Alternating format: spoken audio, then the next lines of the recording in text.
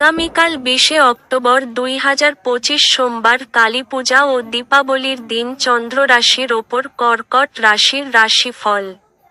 অত্যন্ত প্রভাবশালী ব্যক্তিদের সমর্থন আপনার সাহসকে এক বড় উৎসাহদান করবে। আজ আপনি আপনার পরিবারের সদস্যদের একসাথে যাওয়ার জন্য নিতে পারেন এবং তাদের জন্য প্রচুর অর্থ ব্যয় করতে পারেন।